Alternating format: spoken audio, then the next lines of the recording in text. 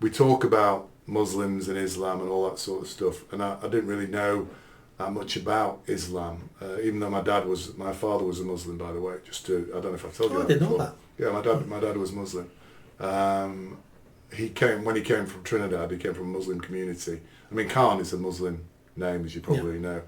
But he didn't practice Islam when he was here. But there were a few occasions I saw him interacting with other Muslims, and it was very clear he understood that culture and that background.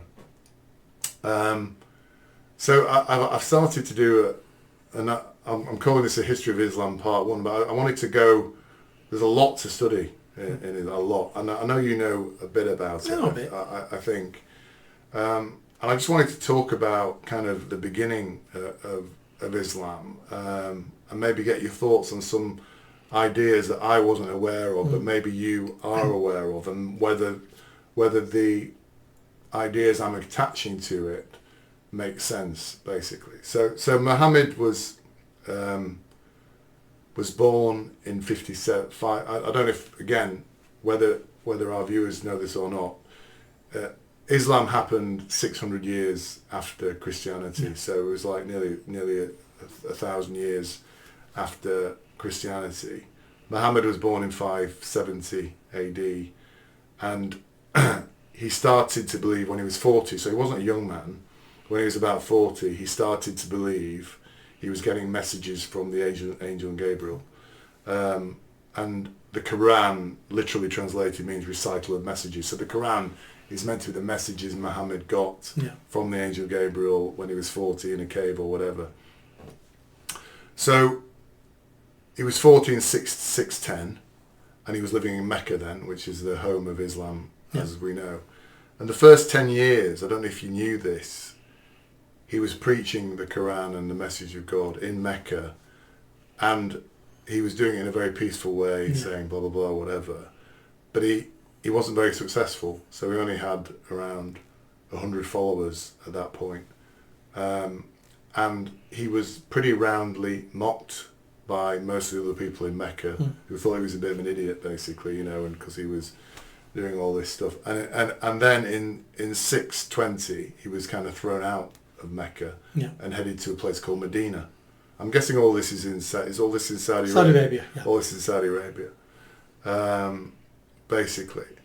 Now, when he went to Medina, he thought his ideas that he put together in Mecca would be accepted by... He was almost saying to the people in Mecca, you may not like what I'm saying here, but the people in Medina will understand, the Jews and the Christians, because it was Jews and Christians mainly around there. And he went, this is the important point. He was kind of mocked in Mecca.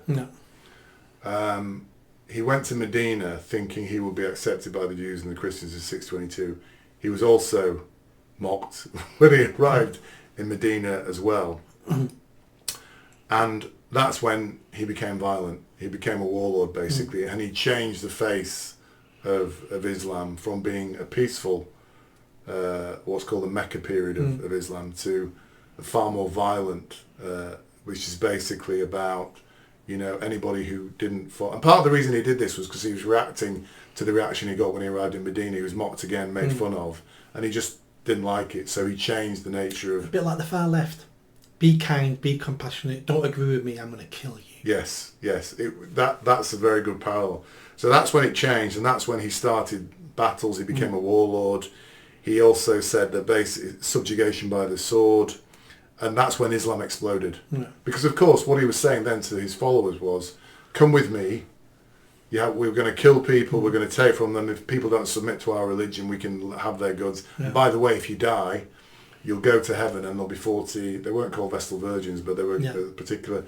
So he started to preach a far more aggressive form of Islam, a combination of the Quran messages and a combination of a way to live life, which is encapsulated in a thing called the Hadith.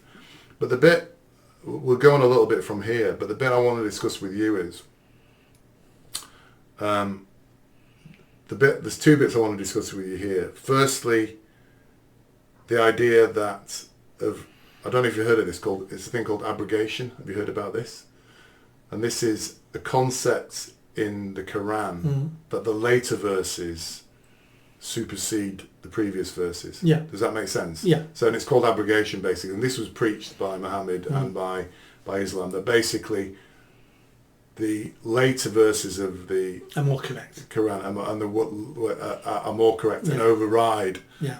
So you get this kind just like laws. Just like laws. So you get this kind of schizophrenic aspect to the Quran and to Islam, which is there's a lot of the Quran which talks about peace and blah blah blah whatever. Then the later versions of the Quran and the Hadith are all about violence, subjugation, killing of the infidels, the kafirs they call them, basically. So that's the first thing I want to talk about, because I think what's interesting is people often talk about Islam as a religion of peace. So I want to talk about that and how that is I think has been perverted by the idea there's two sections to the Quran and to Islam. And the second thing is the mockery thing, because that's very, very relevant and germane to what's happening now. We are not allowed to mock Islam. And what I didn't realise is that concept, the idea that Islam, Muhammad cannot be mocked, is rooted in the very heart of what happened at that time. I just wondered if you had any thoughts on that. Yeah, so the two styles in the Quran, very opposite but very familiar to the Holy Bible. Old Testament, wrath of God, Sodom and Gomorrah will destroy both cities and kill millions of people because they're perverts. Later we get the New Testament, peace be upon you, he who hasn't sinned cast the first stone. And so there's contradictions in all holy books, ones I've read. Holy Bible's a bit different, as in the later chapters become more peaceful and more and the Christianity we think of today, but the Quran's the opposite way round. You can pick any book, any holy book, and justify anything you want to do.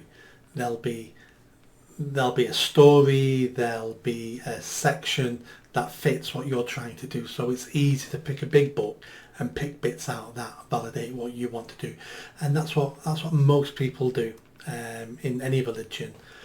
Again, when I'm writing an article and I'm looking for research, I find the research that backs up the point I'm trying to make. Yeah. I then don't publish the research that says I'm completely wrong because this other research was correct. So confirmation bias. Yeah. Exactly. So we're all looking for that. And your last point was? The last point was about the mocking. The mocking, yes. I mean, we know this to be true. I didn't realise it went so far back, though. I thought it was just a recent thing to say, "Oh, you can't mock it." Yeah. I didn't realise it was kind of embedded in the heart of Islam. Yeah, I wasn't too sure about that, but no one likes to be mocked. I talked about an argument I'd had with my wife where I mocked her, and please don't do that on camera. Didn't go down too well. Yeah, I'd have been annoyed as well.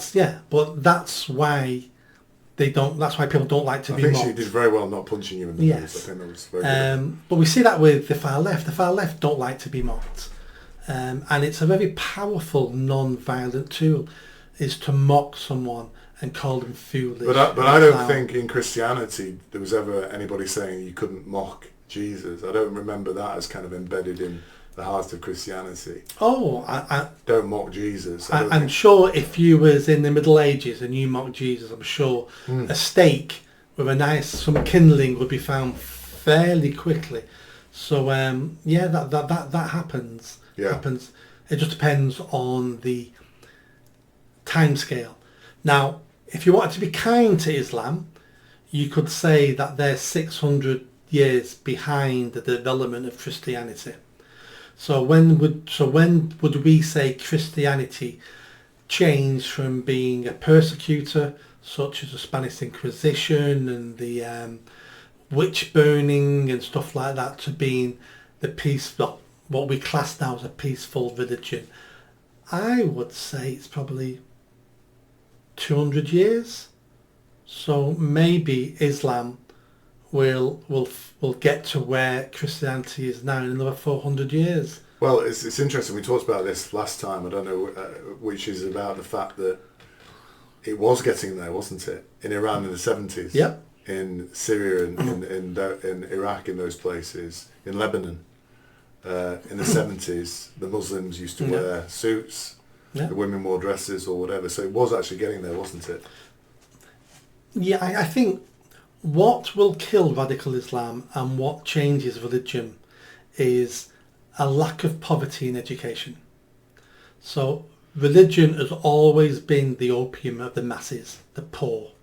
Because your life's crap, you've got nothing, at least you can believe there's going to be a better afterlife. At least you can believe the suffering on earth now has been directed by, a god, a super being, something like that.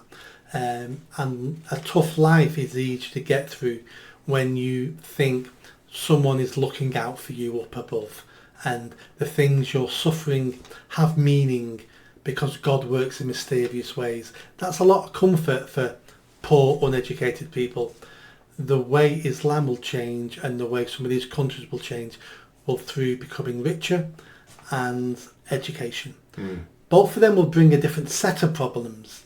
Hence, look at our society now. Single mothers, no fathers in the home, knife crime, perverts everywhere, men thinking they're women. So it'll bring a whole set of new problems, but the old problems will go. Yeah.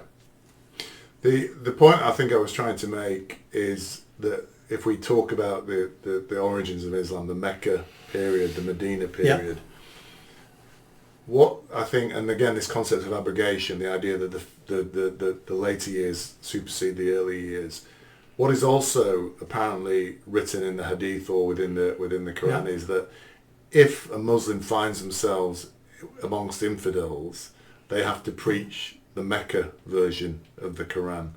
And this is where I think, and maybe you will correct me if I'm wrong here, the idea that Islam is a religion of peace comes from, because the Muslims who are preaching in infidel territory quote the early Quran, not the later Quran. But that's part of the instruction of Muhammad as part of the way as part of the process of Islam taking over of conquest, basically. Yeah.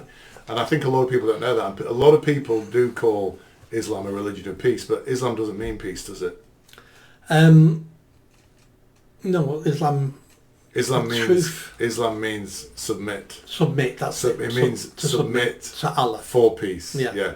It literally means submit to Allah for peace, basically. Yeah. Every religion says they're a religion of peace. Every single one of them. The Crusades said it as they were slaughtering Turks. But why were the Crusaders doing that? Power. They wanted to reconquer the whole land. Yeah, they were taking back. What the Crusaders did, and this was after 600 or 700 years, wasn't it? They went back to retake the Christian lands that the Muslims had taken up. Yeah. That's what they were doing. Yeah, but it's portrayed. It was for power. Yeah, it's portrayed now in history that they were the aggressive force, but they weren't.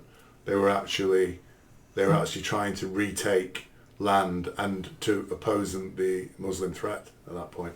They were the aggressors. It was all about power, money, status of European kings and the Pope and stuff like that.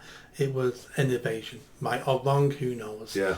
I think we're being sold that story. I think if you look into it properly, it's the result of 1,000 years of encroaching in on the West, basically.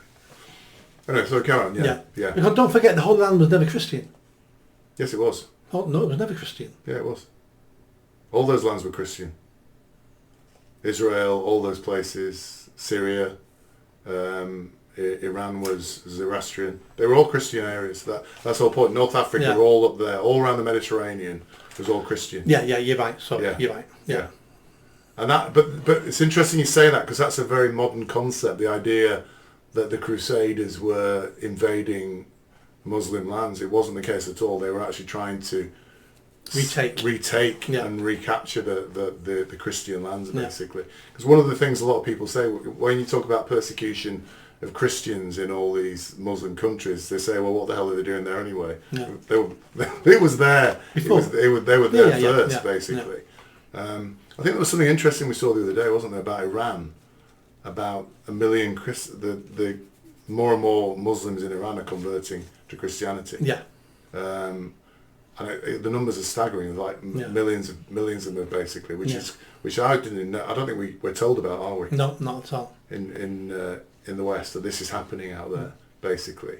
Because if you get a proper Islamic government, the people don't want it. People think they want it because it sounds good until they get it. It's a bit like communism.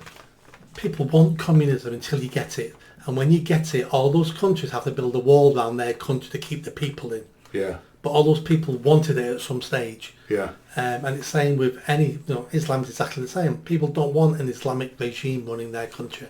They may think they do at some point because they've been sold lies or sold a utopia. But once they get it, people want prosperity, freedom and personal choice. That's what we all want. And you just look at migration across the world. That's what all migration goes to. People want more money, more freedom and more personal choice. Yeah, yeah. I think there's more to talk about on Islam. Maybe we cover it next time. Just do a little segment at the end of every one we do, yeah. But I think what was interesting for me for those 2 points is, one, I now understand why mockery of Islam is not really tolerated by anybody. And the second thing is to do with the understanding of the two periods of Islam, the peaceful period and the way, and what's quite frightening for me is the fact both of those concepts are very much alive in today's Muslim society or Islamic society, and are going to be at the cornerstone really of the Islamophobia laws we're going to be seeing soon as well. Possibly. The two sides of Islam, I can see the earlier version is what moderate Muslims want, and moderate Muslims can arrange their lives around that. The later stage is the radical Islam, and that's being promoted by Muslim men who want power, because that's how you get power, by the end of a sword. And this has to be dealt with by the Muslims themselves. They've not had a reformation, they've had wars between themselves, but with education and a better lifestyle, they need to produce the leaders they need to change their own communities and interpret their religion better. Not in the right way or the wrong way, who am I to decide, but in a better way for them to live their lives going forward. And I think it can be done. Did you enjoy that video? I think you did. Come on now, hit that bell, subscribe, comment. Let's build this channel. I need more followers, I need more subscribers. Be part of the journey. See you soon.